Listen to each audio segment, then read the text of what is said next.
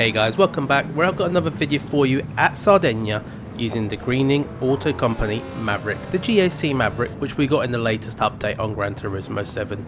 Now this one, I want you guys to pay attention, because at some point in this video I'm going to give you a little trick on how to get an extra 5 PP points for absolutely nothing with exactly the same build. So pay attention, it will be at some point in this video and it will be well worth it. Now in the race itself, you've got a couple of strategy options. You can go and get 3 laps out of this car. You just have to go into Fuel Mix 6. Now I have tried that and I found that there's a different way that's actually better for me. Going into Fuel Mix 4 and doing 2 laps at a time. Now it does mean you have to stop extra times, but it does give you a lot more options in terms of strategy, especially when it rains. Now if you haven't got this car yet, you're going to need to go and buy it. It's available in Brand Central under the Americas section, and even though Ford did make the Maverick in the 70s, this is the Greening Auto Company's tune. So pop into them, go into the showroom, and you're going to be greeted with the one car. It was at the SEMA show. It is a very good looking car. I mean, I wish I had one of these. It's only 300k. Bargain, isn't it? Once you get the car, you get it delivered, and then you're going to go and you're going to need to tune it. Now before you do anything, when you get the tuning shop, the first thing you're going to want to buy is a subscription to this channel, and that is absolutely free.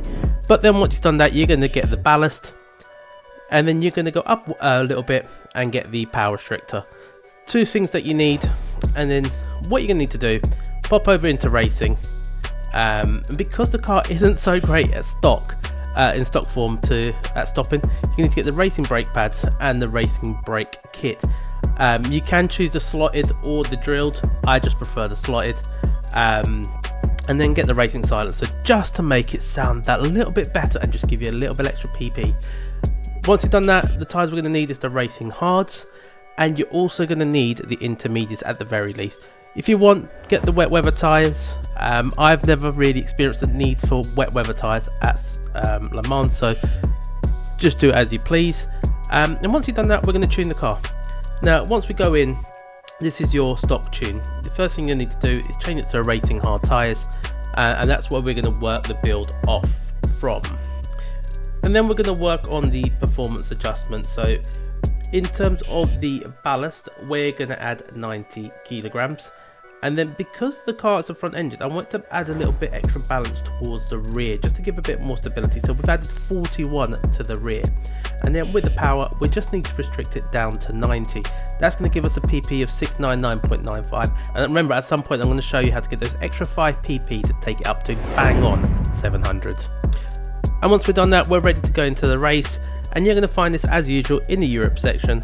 Pop up to Circuit de la Sarthe, Le Mans, World Touring Car 700, and then press enter, and it can tell you can only use 2 tyres, the racing hard and the intermediates, but that's the only ones we need, and then we're good to go.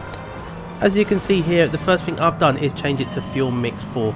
I didn't want to go to Fuel Mix 6 because I felt like I lost a lot of time doing that. You can do that, and if you go to Fuel Mix 6 you will get 3 laps out of this car, especially if you lift and coast. You could just stretch it well into the 3 laps, but I didn't want to do that.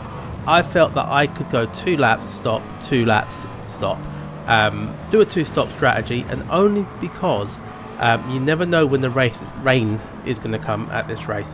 So you'll find that this car has got a lot of kick, especially when it gets higher into the revs.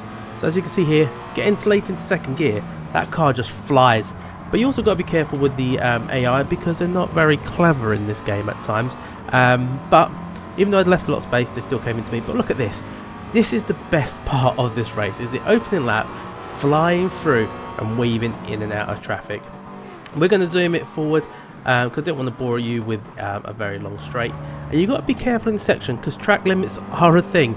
If you go past those white lines, you're going to be slapped with penalties. I did try one, and at one point I'd got 8.5 seconds of penalties. Later into the lap, you can see we're well into 1st place by the time we get into Indianapolis, I believe. Correct me if I'm wrong, but I do believe that's Indianapolis corner.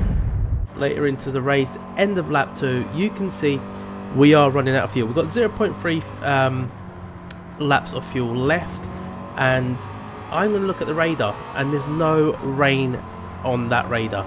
I always set that radar down to the bottom because it gives you a chance to see a lot more of what's happening. And with the tyres, there's no need to change them. The tyres are absolutely fine for another 2 laps at the very minimum. So we don't want to change them, and we do want to refuel. So remember, click the don't change tyres, but you do want to refuel, and refuel the car all the way up to the max. We're going to zoom it through as you see the pit crew just working. And when you come out, you just always want to check what your radar's doing. I could not see the rain incoming for at least the next lap, but I knew I had a very good gap to the guys behind, and they're starting to pit as well, so that gap's going to get bigger. Now the rain did finally come about halfway into the race, and as you can see there, that little marker, that's your wet weather marker. So that very first line, just before we talk about that, get into traction control 5 just to give you that extra bit of security, especially because you're on the dry tyres. But that racing, that thing I showed you just earlier with the gauge, that very first line is your, oh here it is again, is good enough for dry tyres. Once it gets past that, you are needing intermediates, and as you can see, we're getting closer to the second one where you're probably going to need borderline wet tyres. You just need to control it, and because we're on the dry tyres, you can see there the rain isn't going to come, or is going to be a little bit more rain, so there's something to factor in. I've kept the throttle at about 50%. Once we go into the pits, we're changing into intermediates. You see the team coming out, getting ready. We're going to drive in, and we're going to get the car serviced. Tyres are changed this time. Look at this. This is Red Bull eat your heart out. What a pit stop, especially for a Le Mans car. Absolutely stunning. We'll get back out on track, and look at the gap. 1 minute 48 to the guys behind. I'm looking at that mini map just to check what the rain is doing, and it looks like it's going to rain for a little bit longer, so that's probably the best choice was to get on those intermediate tyres. As we move on to lap 6, we're coming to the end of the race, and look at this, we've got 2 minutes on the clock, timer clock to finish the race. So that race will finish in 2 minutes. We've got 2.5 minutes to go, or ahead of the next person. So what do? Do we go and do another lap? You could do, and do it in 32 minutes. Or you could just cruise up, as I did here. I wanted to look at the cameraman, there's 2 guys chatting, and then I wanted to look at this guy here. Just look at him, got no flag, and all of a sudden, this is the magic green flag that's going to appear out of nowhere. Boom. And he waves it, not like Tim Cook, but more like Tom Holland. What a man. And then a few seconds later, bib it forward, and look at this, we're going to cross that finish line in just over 30 minutes. 30 minutes, point, what? 986. We just under a second over 30 minutes. There we go, get our credits, and most importantly, we're getting that clean race bonus. So the clean race bonus is there, and that's your race, guys. So a very good car to drive. Remember, it's got a bit of understeer, but it is fast. Choose whatever strategy you want. I prefer the fuel mix 4, going 2 laps, 2 laps, 2 laps. You could go 3 laps, 3 laps, up to you, whatever you choose to do. But this is what you've been waiting for. I'm going to show you how to get those extra 5 performance points. So just have a quick look at how you get those freebies in the performance points. All you need to do is, once you've done your tuning, is you're going to go into the GT Auto, go over to load style, up to content search, and you're going to search for the keyword chunky, CHUNKY. Once you do that content search, and you're going to find this livery here. Now once you've applied this livery, it's going to do its little thing. It's going to take its time to process. So if you're on a PS4, do bear with this, it is worth it. And then you're going to go back into your car settings, and look at this, 700 pp, just like that. Absolutely free, for nothing, for the exact same build. So hope you've enjoyed it.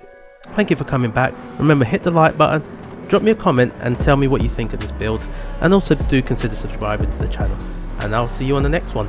Chunky out.